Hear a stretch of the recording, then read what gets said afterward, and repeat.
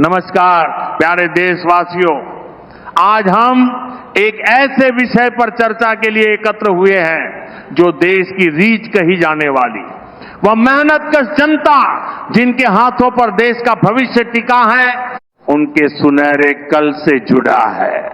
आज की इस खास चर्चा का केंद्र है कर्मचारी पेंशन योजना, जिसे हम आम बोलचाल में ईपीएस के नाम से जानते हैं। मेरे श्रमिक भाइयों और बहनों, आपकी पसीने से सींची गई मेहनत ही तो है जिसकी बदौलत ये देश निरंतर प्रगति के पथ पर अग्रसर है। और जिस तरह एक किसान अपनी फसल को सुरक्षित रखने के लिए अन्न भंडार बनाता है, उसी तरह आपके परिश्रम के फल को, आपके बुढ़ापे की सुरक्षा को सुनिश्चित करना, ये हमारी सरकार की पहली और सबसे बड़ी जिम्मेदारी है। हमारा संकल्प है कि पेंशन की यह व्यवस्था न सिर्फ सुधरी और पारदर्शी हो, बल्कि हर उस कर्मचारी के लिए एक मजबूत सहारा बने जिसने अपनी जवानी का एक एक पल इस राष्ट्र के निर्माण में लगा दिया।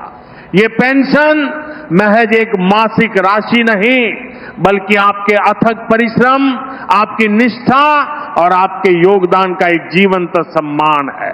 इसी विश्वास के साथ आज हम ईपीएस योजना से जुड़े दो अहम पहलुओं पर विस्तृत रूप से बात करेंगे। पहला, ईपीएस 95 के तहत पेंशन पाने वाले करोड़ों वरिष्ठ नागरिकों की न्यूनतम पेंशन बढ़ोतरी से जुड़ी मांग और इसमें आने वाली चुनौतियां, और दूसरा, सरकारी कर्मचारियों के लिए प्रस्तावित की जा रही नई यूनिफाइड पेंशन स्कीम। तो आइए सबसे पहले हम गहराई से समझते हैं ईपीएस 95 की वर्तमान स्थिति को। ईपीएस 95 मांग, वास्तविकता और सरकार का पक्ष। देश भर में ईपीएस 95 के अंतर्गत आने वाले लाखों करोड़ों पेंशन भोगी एक लंबे अरसे से एक सामूहिक और जायज मांग को लेकर अपनी आवाज बुलंद कर रहे हैं। उनकी मांग स्पष्ट और सीधी है। वर्तमान में न्यूनतम मासिक पेंशन जो लगभग 1,000 रुपए है, उसे बढ़ाकर कम से कम 7,000 रुपए प्रतिमाह या उससे अधिक किया जाए। साथ ही इस पेंशन राशि को महंगाई भत्ते से जोड़ा जाए ताकि बढ़ती महंगाई के सामने इसकी क्रय शक्ति कम न हो। पारिवारिक पेंशन की राशि में सुधार किया जाए और बुजुर्ग पेंशन धारकों को निःशुल्क या रियायती दरों पर बेहतर चिकित्सा सुविधाएं प्रदान की जाए। इस मांग का आधार बिल्कुल स्पष्ट और मानवीय है। आज के इस दौर में जहां दवा का खर्च, डॉक्टर की फीस, जांच, घर का किराया, बिजली, पानी का बिल और रोजमर्रा के अन्य खर्चे आसमान छू रहे हैं, वहां महज 1,000 रुपए की मासिक राशि पर गुजारा करना किसी भी बुजुर्ग के लिए एक बहुत बड़ी चुनौती है, खासकर उनके लिए जिनकी आय का कोई दूसरा स्रोत नहीं है और जिनकी आर्थिक सुरक्षा पूरी तरह से इसी मासिक सहारे पर निर्भर है। ये राशि उनके सम्मानजनक जीवन के अधिकार से जुड़ा मुद्दा है। लेकिन सवाल यह उठता है कि इतनी स्पष्ट और न्याय संगत मांग के बावजूद फैसला लेने में विलंब क्यों हो रहा? इसका जवाब सरकार की तरफ से दिए गए हाल के स्पष्टीकरण में छिपा है। सरकार का मुख्य तर्क पेंशन फंड के सामने आने वाली वित्तीय चुनौतियों और बीमा की घाटे से जुड़ा है। सरल शब्दों में समझे तो पेंशन फंड का एक विस्तृत वित्तीय विश्लेषण और भविष्य का अनुमान लगाया जाता है। इसमें यह आकलन किया जाता है कि फंड में आने वाली नियमित राशि, योगदान और भविष्य में पेंशन के रूप में जाने वाली अनुमानित राशि के बीच संतुलन बना रहेगा या नहीं। सरकार का कहना है कि इस बीमा के मूल्यांकन के अनुसार फंड पर भविष्य में भुगतान का दबाव पहले से ही बढ़ने की आशंका है। ऐसे में यदि न्यूनतम पेंशन राशि को एकदम से बड़े पैमाने पर बढ़ा दिया जाए या फिर इसे महंगाई भत्ते से सीधे जोड़ दिया जाए तो इससे फंड पर एक अतिरिक्त और भारी वित्तीय दबाव पड़ सकता है। सरकार की दलील यह है कि ऐसा कदम फंड की दीर्घकालिक वित्त ये सेहत के लिए जोखिम पैदा कर सकता है, जिससे भविष्य में पेंशन के नियमित भुगतान की क्षमता भी प्रभावित हो सकती है। इसी संदर्भ में श्रम मंत्रालय ने एक उच्च स्तरीय निगरानी समिति के निष्कर्षों का भी हवाला दिया है। इस समिति ने पेंशन को महंगाई भत्ते से जोड़ने की संभावना पर गंभीरता से विचार किया था, लेकिन उसका निष्कर्ष यह रहा कि मौजूदा वित्तीय परिस्थितियों और फंड के हालात को देखते हुए ये कदम अभी व्यवहारिक नहीं होगा और इससे फंड की आर्थिक स्थिरता पर प्रतिकूल प्रभाव पड़ने का खतरा है। मतलब साफ है, सरकार का पक्ष यह है कि समस्या पेंशन भोगियों की मांग की वैधता में नहीं, बल्कि फंड की गणनाओं और उसकी भविष्य की स्थिरता को सुनिश्चित करने में है। यहां एक और महत्वपूर्ण बिंदु को समझना जरूरी है और वह है हायर पेंशन से जुड़ा सर्वोच्च न्यायालय का ऐतिहासिक फैसला। नवंबर 2022 में सर्वोच्च न्यायालय ने उच्च वेतन के आधार पर पेंशन गणना से संबंधित कई विवादों पर एक अहम आदेश पारित किया था। सरकार का कहना है कि ईपीएफओ ने इस न्यायिक आदेश का पालन करने के लिए आवश्यक प्रक्रियात्मक कदम उठाए हैं और यह कार्य अभी भी प्रगति पर है। हालांकि ये बात स्पष्ट रूप से समझ लेनी चाहिए कि हायर पेंशन का मामला मुख्यतः उन विशिष्ट स्थितियों से जुड़ा है जहां पेंशन गणना को लेकर योगदान के विकल्पों या वेतन सीमाओं के आधार पर विवाद थे। इसका सीधा सा मतलब यह कतई नहीं है कि सर्वोच्च न्यायालय के उस फैसले के बाद सभी ईपीएस 95 पेंशन भोगियों को स्वतः ही 7,000 रुपए मासिक पेंशन मिलने लगेगी।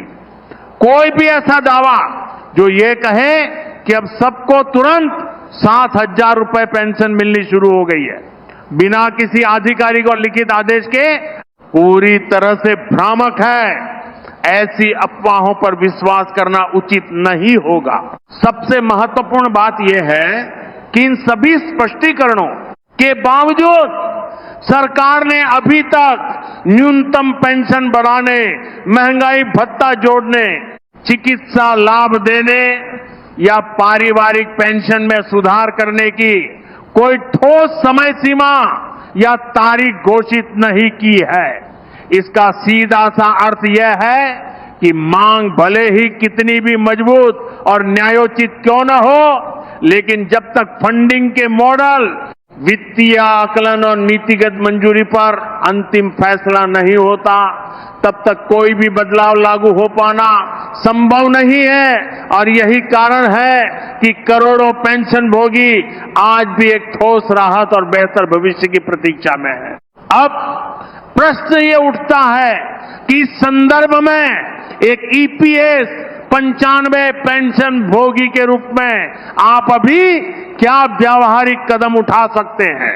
सबसे पहला और सबसे जरूरी कदम है अपने सभी दस्तावेजों को पूरी तरह से व्यवस्थित और मजबूत बनाए रखना।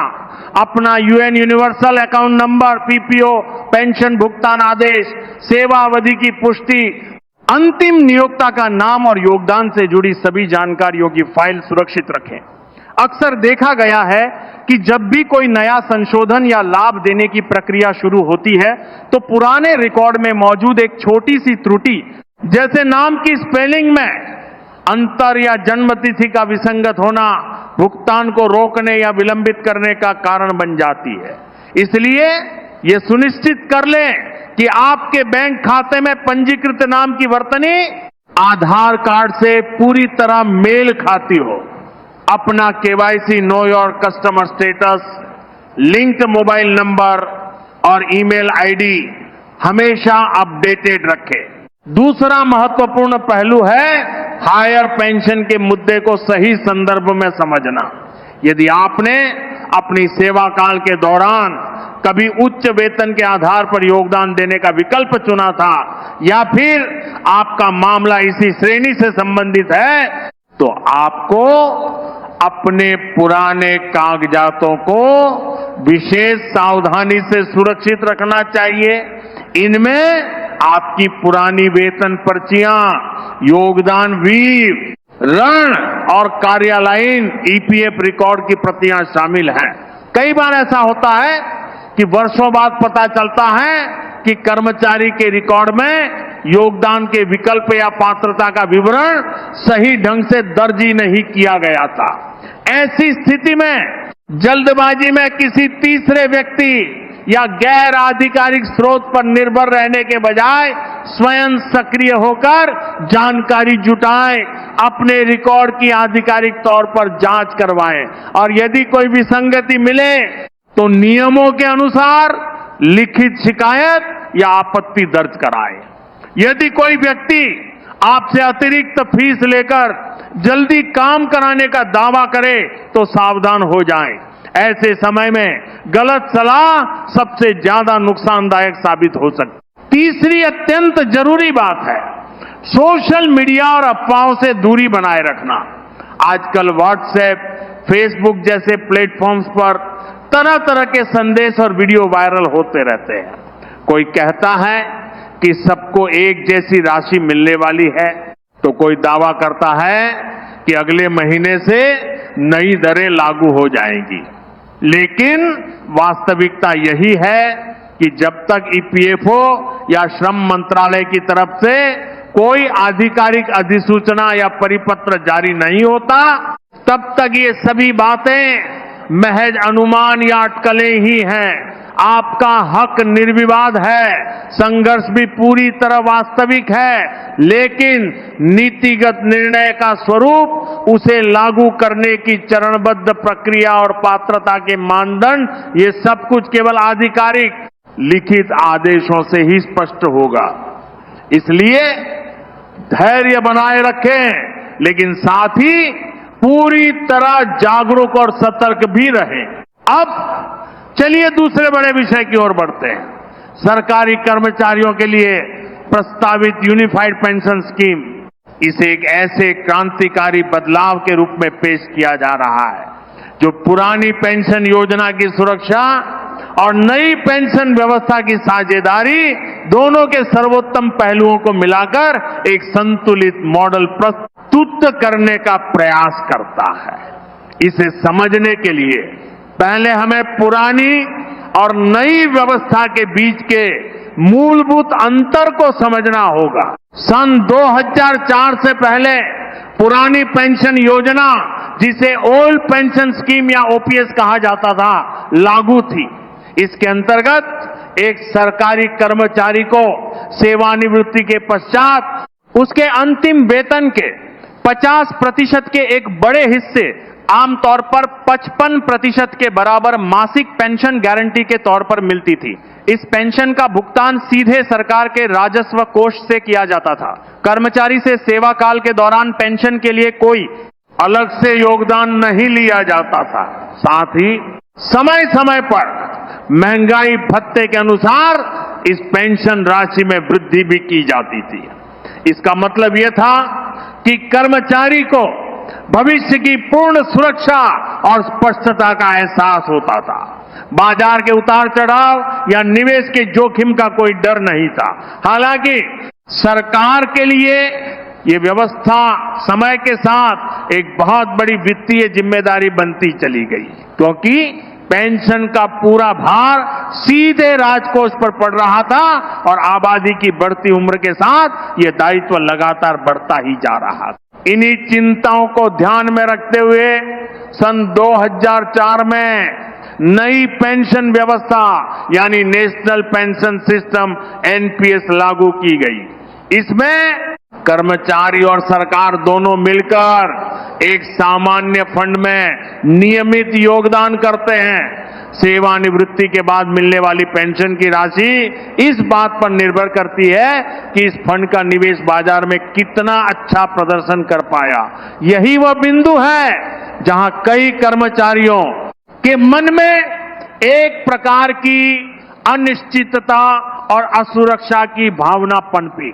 उन्हें ये चिंता सताने लगी कि बाजार में गिरावट का सीधा असर उनके फंड के मूल्य पर पड़ सकता है और सेवानिवृत्ति के समय उन्हें कितनी पेंशन मिलेगी इसकी कोई निश्चित गारंटी नहीं है। इसी अनिश्चितता के कारण कर्मचारी संगठन लंबे समय से एक ऐसी व्यवस्था की मांग कर रहे थे जो सुरक्षा और स्पष्टता के साथ साथ वित्तीय स्थिरता भी प्रदान करे। और अब इन्हीं सभी चिंताओं और मांगों के मध्य यूनिफाइड पेंशन स्कीम को एक मध्यम मार्ग या संतुलित समाधान के रूप में प्रस्तुत किया जा रहा है। इस योजना में एक तरफ तो योगदान की साझेदारी का सिद्धांत है, तो दूसरी तरफ एक गारंटीड यानी सुनिश्चित पेंशन संरचना का भी दावा किया जा रहा है।